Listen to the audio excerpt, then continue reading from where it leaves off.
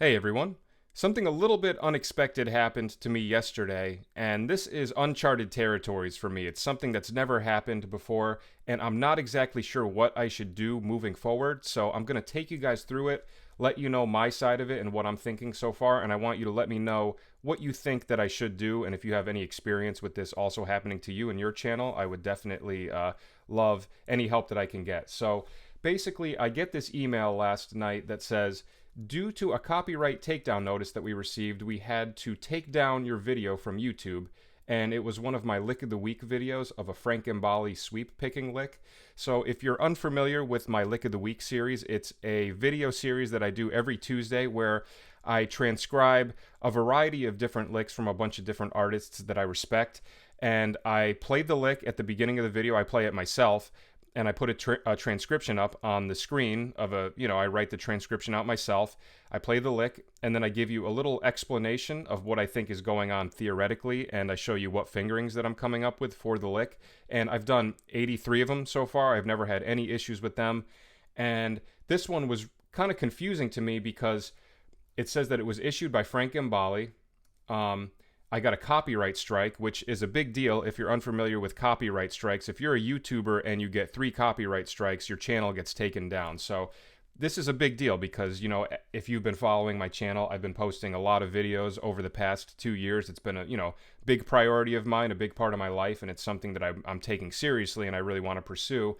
So this happening is definitely not good. And I've heard of other YouTubers having similar problems like Adam Neely, Rick Beato, and I've watched some of their videos on it.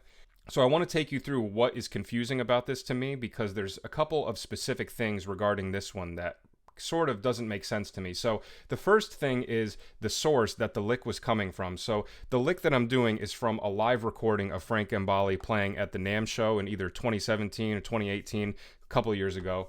And it's the sweeping lick that he does in one of his live solos, and the lick accounts for probably 3 seconds of the entire solo. The solo is a couple minutes long, and I transcribed this one lick, and I'm not using any of the original video in my demonstration. And as far as intellectual property and copyright and stuff like that, I'm not sure how far that goes when it comes to a live solo. If I'm transcribing one lick from a live solo, I'm not exactly sure how that works. So if you have any insight into that, I would appreciate it.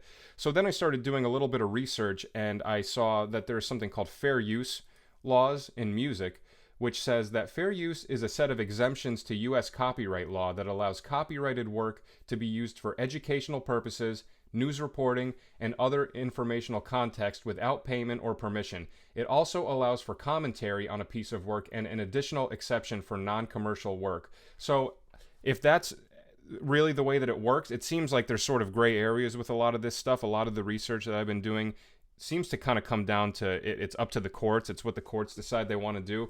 But in this case, I'm using a 3-second clip from a solo. Crediting, I say that it's from Frank Gambale. I'm breaking it down. I'm not using any original content, and I am using it for educational purposes, right?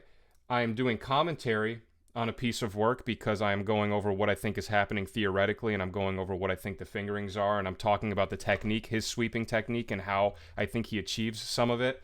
So just on all those grounds alone, it seems like it would qualify for fair use. So that was the one thing that confused me. The video got taken down completely. It's not up anymore.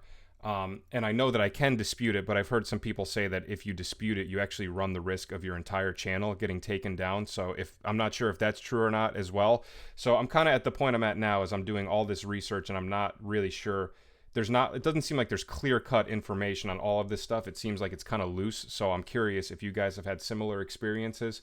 But then, the thing that was most confusing to me was then I went on YouTube and I typed in Frank Gambale lick lesson, and there's still all of these different lick lessons, and it just confuses me because what is it that's specific about my video that made it get taken down? All these other ones are still up, and I'm not saying that these should be taken down either. I don't have a problem with any of these, but some of these channels, like this guy has over 200,000 subscribers. I mean, some of these are big channels, right, doing other similar videos to what I was doing, where you take a lick, you do a lesson on it, right? This guy has some tabs and notation, same thing that I do. So on that ground, it's just confusing to me what it was about mine that made it get taken down. And it says that Frank Gambale reported it, I think. But look, I mean, there's tons of these videos. So it's like, what is going on with mine that made him want to take it down?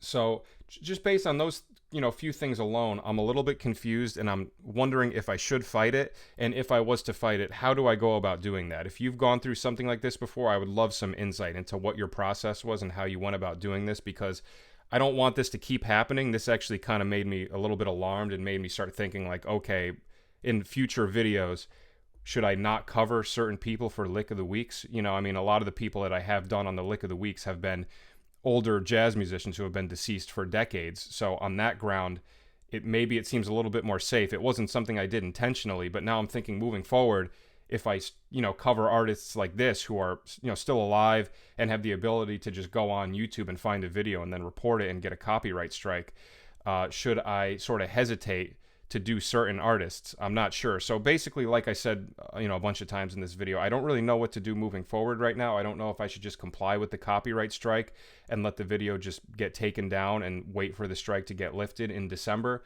or if I should fight it. But this is, a little bit weird to me. It doesn't really seem like the most logical thing to do, but I'm open to other perspectives. If you think that this was warranted, please let me know why. But if not, and you think I should fight it, just let me know what you think I should do to go about doing that.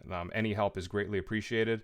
And I think that's about it. I appreciate you guys taking the time to watch the video, and I look forward to hearing your thoughts. Have a nice day.